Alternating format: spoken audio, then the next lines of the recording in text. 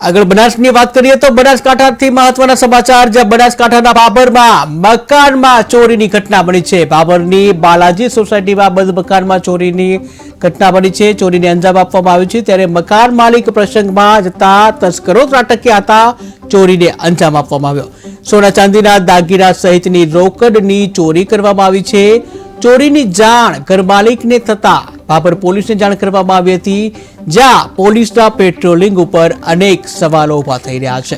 ત્યારે શિયાળાનો મોસમ આવી ગયો છે। શિયાળામાં ચોર ટોળકી સક્રિય બનતી હોય છે, ચોરીના અનેક કિસ્સાઓ સામે આવતા હોય છે। ત્યારે બનાસકાંઠાના બાબરમાં પણ મકાનમાં ચોરીની ઘટના બની છે। બાબરની બાલાજી સોસાયટીમાં આ ઘટના બની છે, જ્યાં બાલાજી સોસાયટીમાં બંધ મકાનમાં ચોરીની ઘટના બની છે।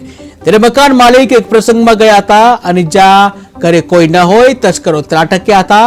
ત્યારે સોના ચાંદીના દાગીના સહિત રોકડ રકમની ચોરી કરવામાં આવી હતી, જ્યાં ચોરીની જાણ ઘર માલિકે પોલીસને કરી હતી। ત્યારે બાબર પોલીસને આગે જાણ થતા ઘટના સ્થળે આવી હતી। ત્યારે હાલ તો ચોરીની ઘટના બનતા પોલીસના પેટ્રોલિંગ ઉપર પણ અનેક સવાલો ઉભા થઈ રહ્યા છે। હું બહાર જેલી હતી, પાલપુરમાં સંમેલન ચાલતું હતું અને આ ઘટના આજ રાતે બની છે।